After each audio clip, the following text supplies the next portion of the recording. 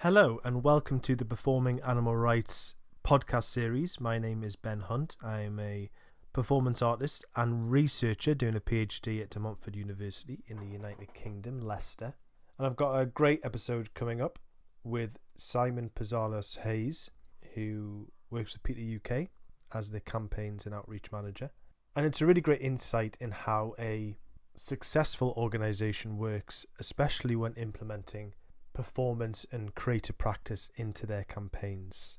I found it really interesting, especially how intrinsic performance is in strategy with PETA UK. PETA standing for People for the Ethical Treatment of Animals, of course. So if you like this episode, please do like, subscribe, review, share with fellow friends and colleagues if you think they'll also find it valuable. I'd really appreciate it. All that's left to say is on with the episode.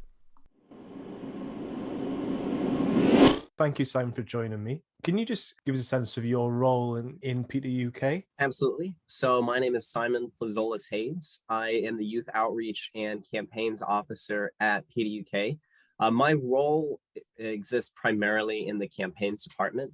What that means is I was responsible for establishing and running our university campus representative outreach program, where we worked with the young leaders of the animal rights movement to encourage them to host outreach events on campus in order to reach students and staff with a vegan and animal rights message. Within the campaign side, I'm responsible for strategizing our mainline campaigns, coming up with new ideas for demonstrations and ways of pushing this message to the public and getting up the public's attention in order to ultimately culminate in action. Do you have a team behind you, or what does that look like, the structure of PETA UK? Absolutely. So PETA UK is an entity of PETA worldwide. We have affiliates all over the world. The first PETA was established in 1980 in the United States. PETA UK still operates along the same mission and along the same lines, albeit a separate entity. So within our organization as a whole, we do have a campaigns department, which I am a member of, along with other campaigners.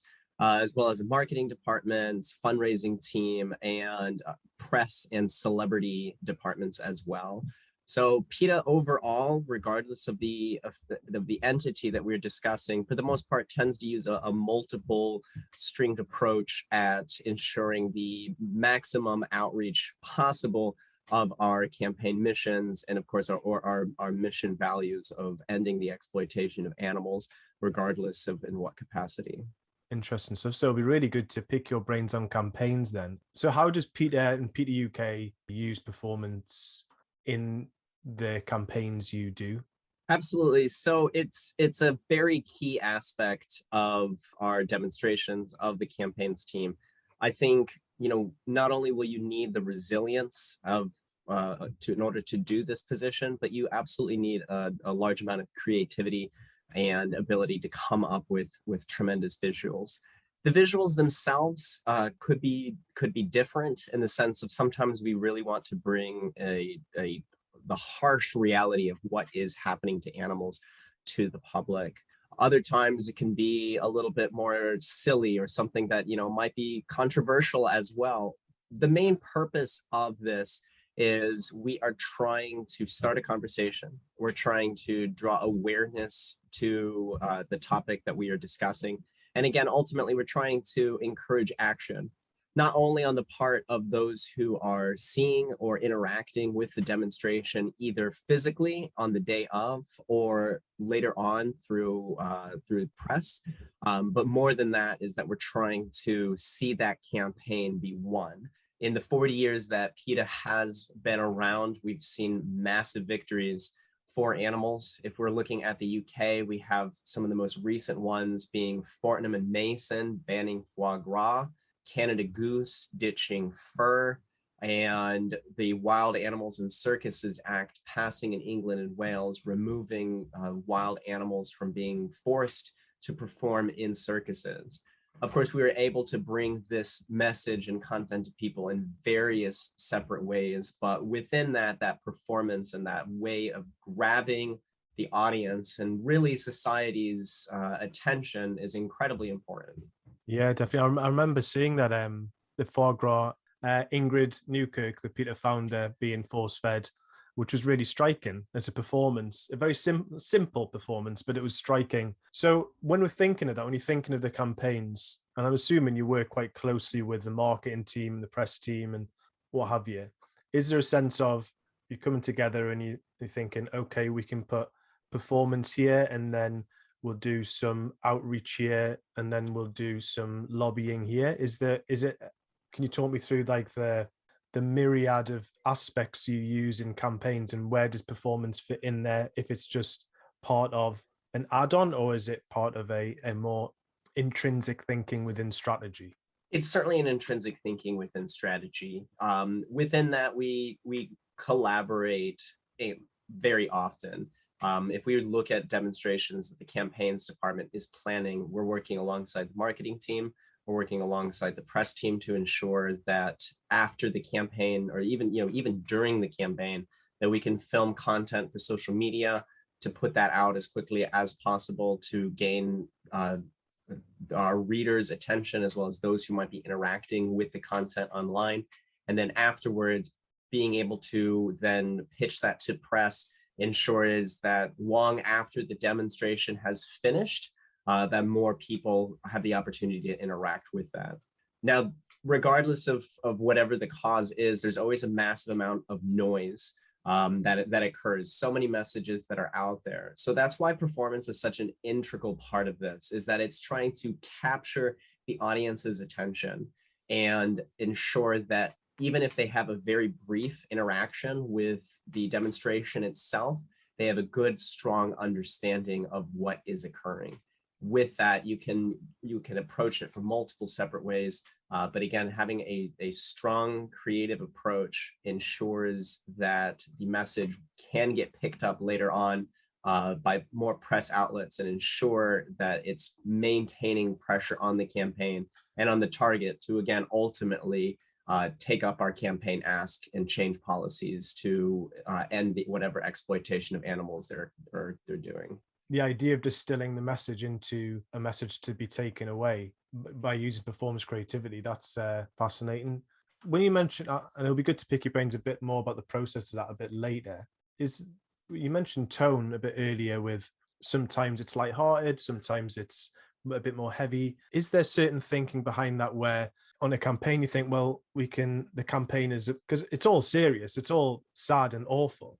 So you look at a campaign that's about animal suffering and you think, well, we can use lighthearted things here and a bit more serious stuff here.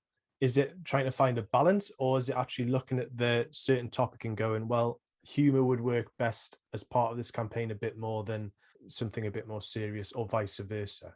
Absolutely, and it's an excellent question. Ultimately, it comes down to a case by case basis.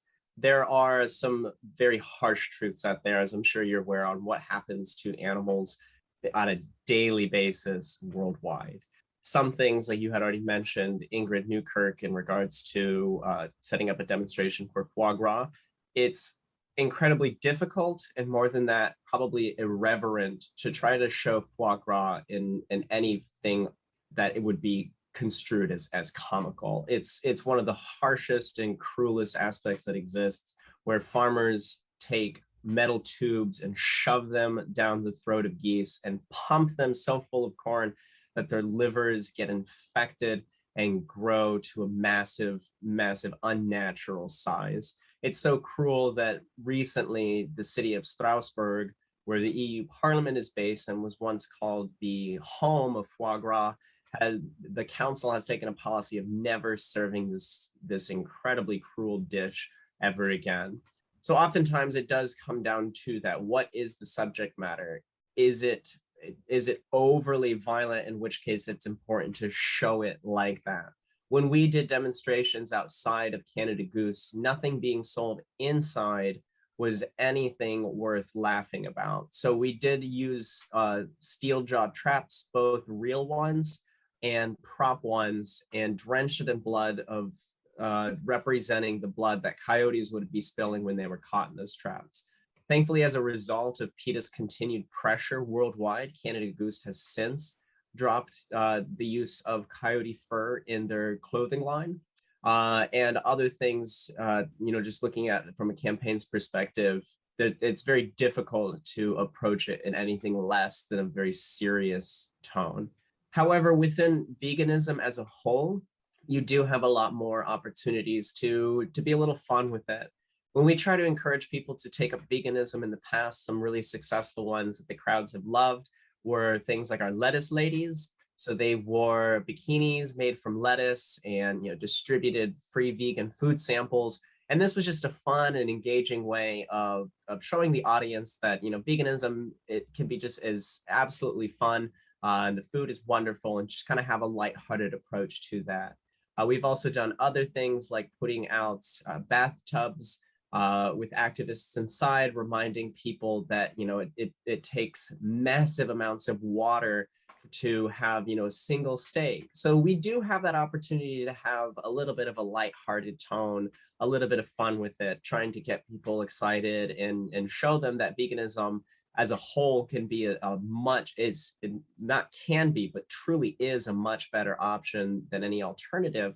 But then in other demonstrations where we're discussing massive amounts of exploitation, intense amounts of cruelty, we do try to bring a much somber tone and a much more stronger visual to help exemplify the violence that's inherent to this exploitation.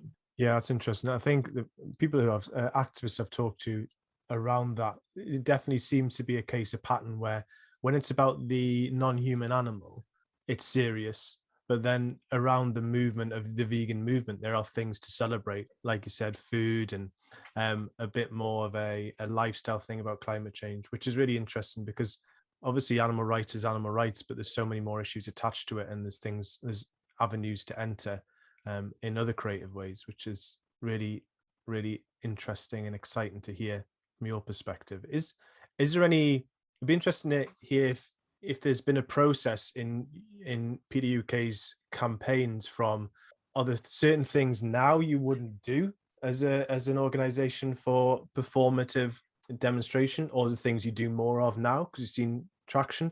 I know there's debates at the moment around using human bodies and how we should use our human bodies in demonstrations, and has there been any movement there, or is there a certain strategy that the organization follows? So similarly to the previous question, when we discuss what the visual is going to be, it ultimately comes down to a case-by-case basis. Throughout the years, being around for 40 years and achieving so much that PETA has achieved worldwide, there are often times where we will retire campaigns or move past it. Most recently, PETA retired the I'd rather go naked than wear fur campaign, specifically because so many companies are already abandoning fur, and we're seeing more and more people show a distaste for fur. The Queen herself has gone fur free. 94% of the British public is opposed to wearing fur, and fur farming has been banned for 21 years as of this past Tuesday. So it is within that as a concept, there are things that we will move past, but ultimately when it comes down to a visual, it will always just be a case-by-case basis to figure out what will be the most appropriate and most effective way of pushing this message across. When just talking about your visual, then going back to the creative process, when you've created a campaign and there is planning to do and how we can implement performance or creative ways to engage with the public, is it a sense of thinking of the visual first? So for example, the founder of PETA being force-fed food and then adding to that layer upon layer on whether there's extra theatricals going around or there's a stall there. Does it start with the image and then grow from there, or is there other ways you approach a performative demonstration? Ultimately, what we want to do is ensure that the message is going to come across. What we don't want to do is we do not want to overload it with too many things going on. Simple visual in and of itself can be gripping. We keep visiting the Ingrid Newkirk foie gras demo. And we can look at some other ones that just really captured people's attention, whether it is things like the PETA US once had activists, as well as PETA UK did this in Trafalgar Square, where we strung them upside down and then made it look like they were humans being butchered in a slaughterhouse. So with that, anyone who would be able to take a picture or see that could instantly recognize what's going on there. We didn't need, an extra addition of say lettuce ladies or something to try to mash things in there. Ultimately, it's a way of how can we reach people on the day? How can we reach people through photos and videos that can be shared on social media, which the internet has had a massive effect on ensuring that the animal rights message can be shared worldwide, as well as what can work well for press. Press is a huge part of PETA campaigns. We are a sort of a media darling in that effect. So many of us are trained spokespersons, just like myself, where we have the opportunity to be invited on some of the largest media and news sources out there, again, to bring awareness to these campaigns and to these demonstrations. And that's ultimately what we are trying to do, is by remaining persistent, by using our campaigns as not only a way of drawing attention to the audience there, as well as drawing attention to people who are following us or might interact with our social media pages, but it's also about ensuring that we can have that press attention, because it will always reach more people that way and continue the conversation and maintain pressure on whichever target we are running our campaign against, and keep the conversation going. That's one of the most important parts of the campaign's perspective, is ensuring that we are maintaining that pressure and keeping the conversation going. Is there an intent there, because it's street performance and you have to capture your audience? You don't just have a captured audience, you've got to capture their attention. Is there an intention there of causing emotion beyond the usual intrigue, so causing shock, outrage, disgust, rather than just curiosity? Is there an intent there when you think of your demonstrations?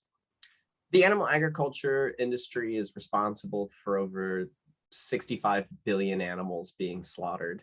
If we look at it on a case-by-case basis, all over the world, regardless of the country, animals are suffering in intense and horrific conditions. Whether this is calves being taken away from their mother cows within 24 hours to 48 hours of being born, to pigs having their testicles removed with scalpels without the use of anesthetic, or having their teeth pulled out by pliers, or animals being beaten and abused for circuses. It's incredibly distressing in and of itself.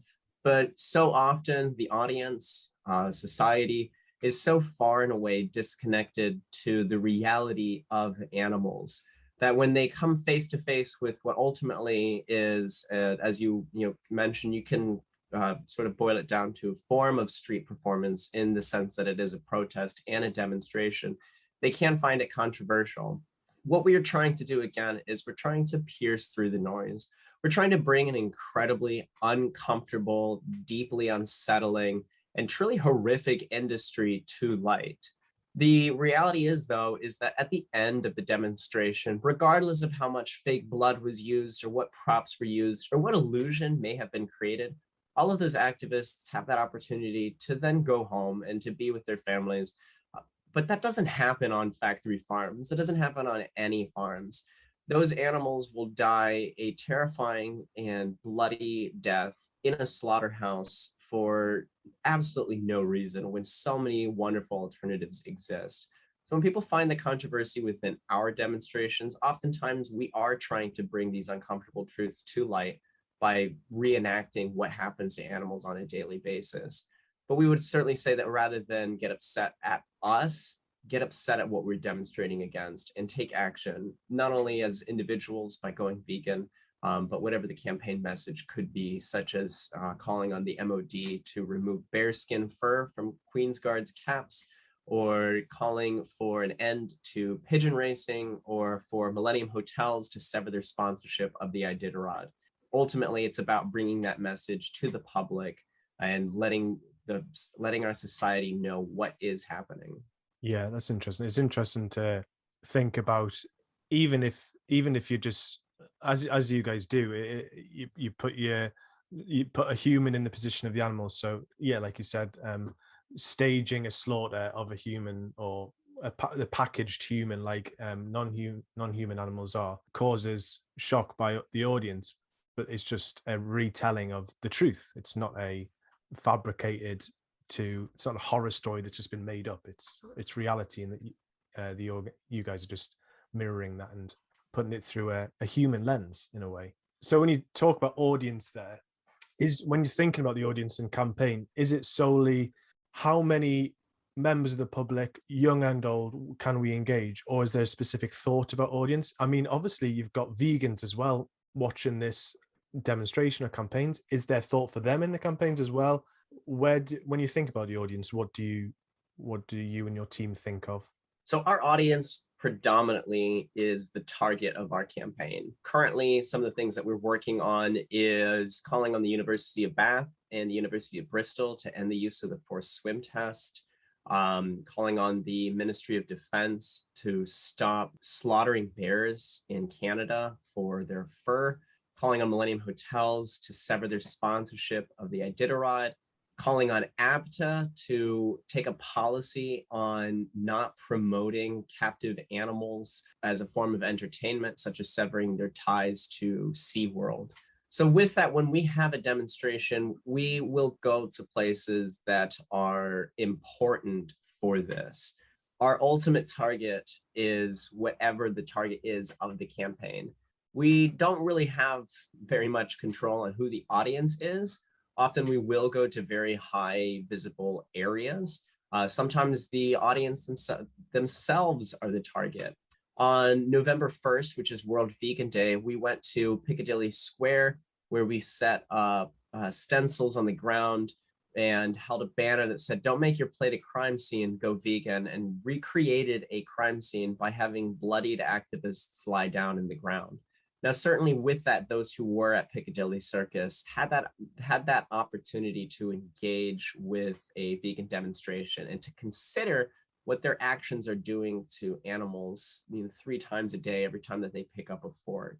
Other times, when it is a bit more of a concentrated campaign, such as bear skins, it will concentrate on those who we are calling upon. We don't want to have this in a random place where they won't have the opportunity to have it, or where that connection just simply isn't there.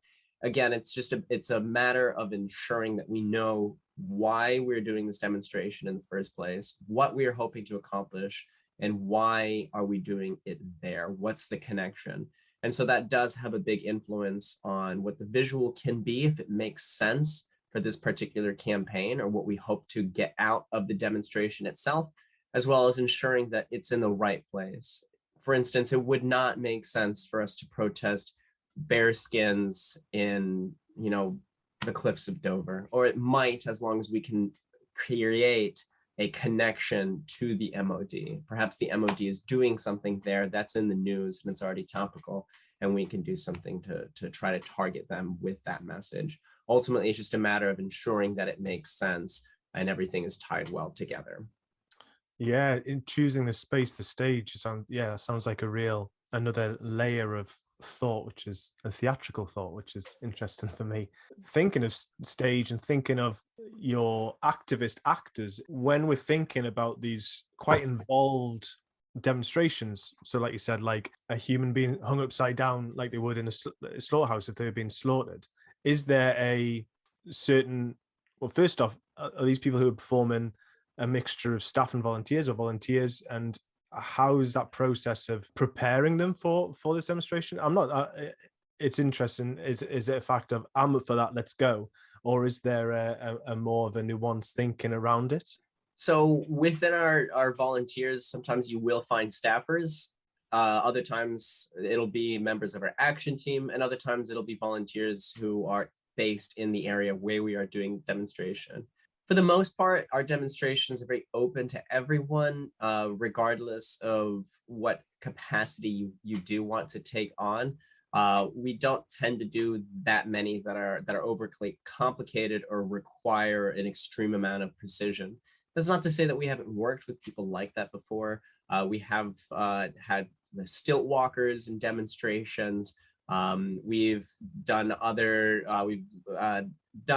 demonstrations that did involve a little bit of a specialty in terms of trying to find someone that sort of had that talent or had that skills that could be able to bring it there. Of course, these people are volunteers. They do work with us on a volunteer basis. And within it, what we do like to do is make it very inviting for everyone, and find where they would feel comfortable within the demonstration. Thinking about that, thinking about success and your own experience leading campaigns, can you think of any specific ones personally that you found great reward in or success in? And was there something in there? If it is a performative demonstration, it might not be. It might not be. But if there is any that come to mind, it'd be interesting to hear your thoughts on a particularly one that stands out to you. Certainly. So, on a personal level, one of the things that really brought me into activism at the time was two things. One, I was staunchly against hunting, particularly fox hunting that happens here in the UK, as well as the fur industry. Now, PETA UK does not do a tremendous amount for fox hunting. There are so many organizations that are out there that oftentimes what we don't want to do is you don't want to overlap. So that usually goes to organizations like League Against Cruel Sports. And whenever PETA could fill in the gaps or speak out against it, we certainly do. But one of the early ones for me was going to Canada Goose for our demonstrations. I took part in multiple demonstrations over the years at the London-based store, as well as planned and executed demos elsewhere in Europe. And that was always a big one for me. I at various times I put myself into a coyote mask, this very realistic coyote head, and sort of nearly bared all, to sort of dress as this coyote caught in a leg trap in what was probably maybe 0-degree weather in the middle of January, to lying down on the floor of a long Regent Street right on the concrete with our faux Canada Goose jackets, drenched in blood, and to be there demonstrating. And so for us to put in the effort, to put in the work, it is a worldwide effort, as an organization to work to ensure that people like Canada Goose stop wearing fur. And so when you do see the news that they're phasing out fur, regardless of whatever reason they've given it, it's such a massive victory, not only on an organizational level, it's a huge victory for the animals that suffer themselves, as well as on a personal level, knowing that you played a part in ensuring that this could happen. I do just want to give like this personal story that the other day I was in our offsite storage and I was looking through a lot of the demonstration signs that we had, trying to find one for an upcoming protest.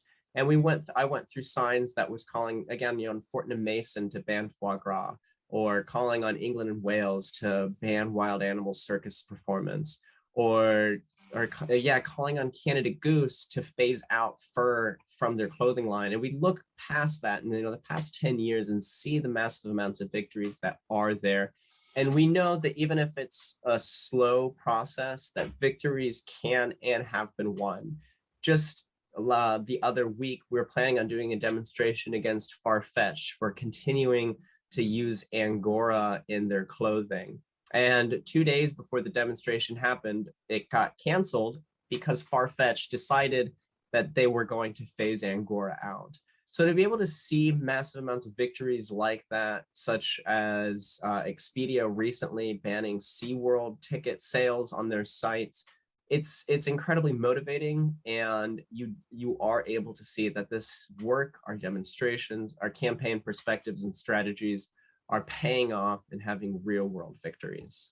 Yeah, that's really inspiring. And I can imagine as well, zooming in on that experience of you standing outside Canada Goose in with a coyote head, freezing, really cold, just thinking, will this make a difference? Or it's not a grand gesture in the sense it's not being televised and it's not thousands of millions of people are watching, but knowing that it's a mosaic of this great push by PETA and other organizations that have create that victory. And without these moments of visuals and these moments of protest and demonstration, it wouldn't have happened. So yeah, that's really exciting on a personal level, but an individual level for me and maybe for you, but also as a movement theory kind of level. It would be really interesting to get an insight into the process of, we've talked about the process in a sense of like a practical sense, but on an emotional sense, how you approach things going into creating and then executing performative demonstration. Is there an emotional journey there from excitement of the creation, the idea, and then nervousness of the execution, and then relief that it's done? Is there that was just an example, but is there a journey there for you as a campaigns organizer and creator? I would say at this point, there's never any nervousness around it. Regardless of what the content is, it's quite second nature. There is absolutely a performance aspect of our demonstrations, and that need to go through the creative process to try to understand what's going to be the best and most effective way of conveying this message. So for us, we usually tend to run mainline campaigns predominantly against organizations or institutions, but oftentimes towards individuals. So on a daily basis, at work and outside of work, those thoughts are always kind of going through your mind. What we always try to find is that hook. What is going on in the world that we have the ability to mention whatever our campaign could be? Right now, I'll use the Bearskins campaign as an example. So we launched this in 2005 because the Queen's Guard's caps are made of bear fur. It's the result of the slaughter of hundreds of bears in Canada every year and exporting that fur to the United Kingdom. As I mentioned a little bit earlier in the interview, the UK thought that the fur production process, fur farming, was so incredibly cruel, horrific, and vile that MPs voted to ban the production of fur in this country. Yet they're paying upwards of £1,300 per cap to source it halfway across the world. So within that, we know what our campaign is targeted towards. This one, it's targeted towards the MOD. So we've worked with a company called EcoPel to create the first faux fur bearskin cap that passes all of the MOD's requirements. And the testing took place at the same place where the MOD tests the bearskin caps currently. So with that, we have this understanding of who we're supposed to target, which is the government, in terms of getting that policy done. So with that, you have multiple avenues.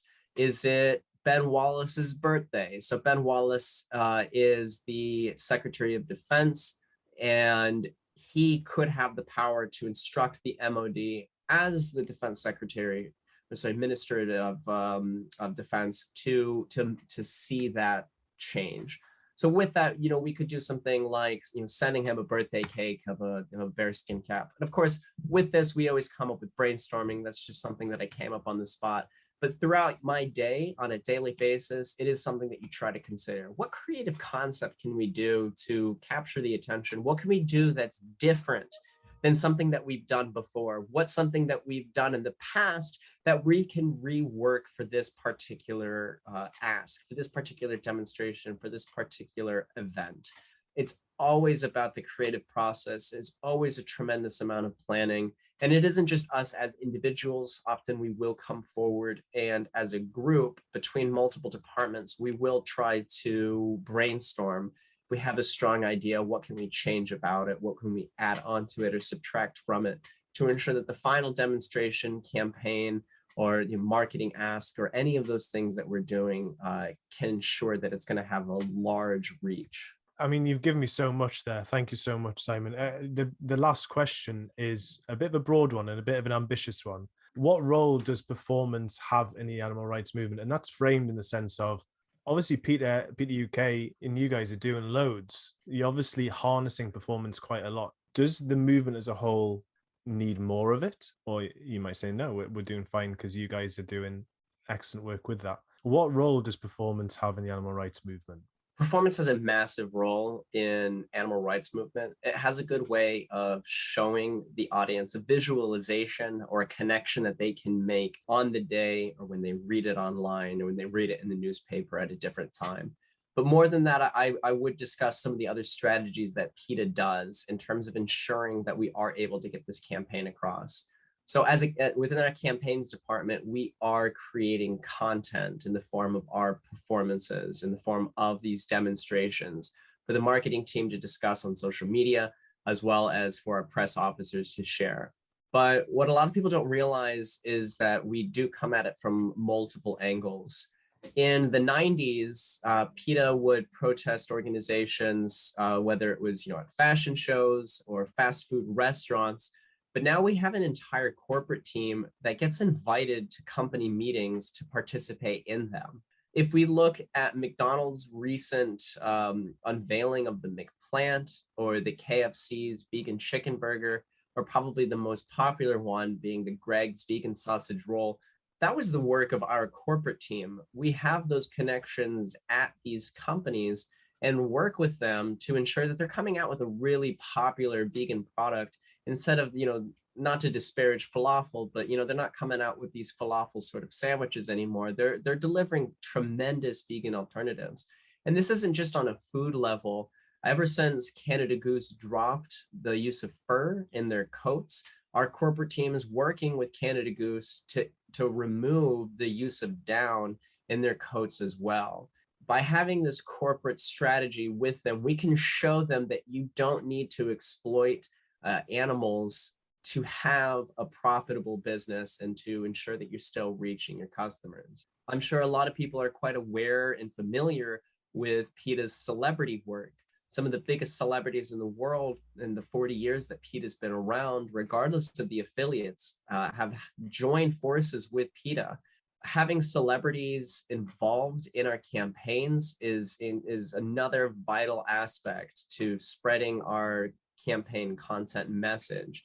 It allows us to have a new audience in which to discuss these issues with, as well as showing the massive amount of support that we have for this.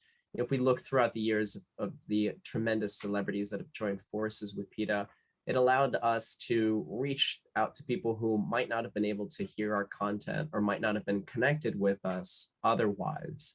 We do also do things like letters to the editor. So we have a very dedicated press team here at PETA UK, as well as every other affiliate does as well, in terms of writing responses to pieces that have come out, publishing content, and showing off some of the stuff from a celebrity, corporate, and campaigns perspective. So I think going forward, it is incredibly important to have these performances on the streets to bring demonstrations to whoever we're trying to reach with the message. It allows us to have content. It allows us to continue to maintain pressure. And I do think that other animal groups can certainly take part in that. It's a strong visual tool. But I do think that our strategy, and the strategy that you are seeing in animal rights movement, in terms of, it's not just a single-sided approach. It's a huge multi-sided approach at trying to target at every level, both as individuals, or not both, but as individuals, towards organizations and public institutions. I think it's one of the big reasons why we are seeing such a massive vegan push, and in this country and in other countries, a massive push to update legislation to reflect the reality of animals. Just this past week, we saw the UK government acknowledge the sentience of crustaceans, as well as cephalopods. This could create real-world policy that affects how they're being slaughtered. Now, certainly, PETA's stance is that no one needs to eat crustaceans to be healthy, and that a vegan diet not only reduces and eliminates the suffering of others, but also is healthier for you. By at least making these changes in the at the policy level, we can see real world changes.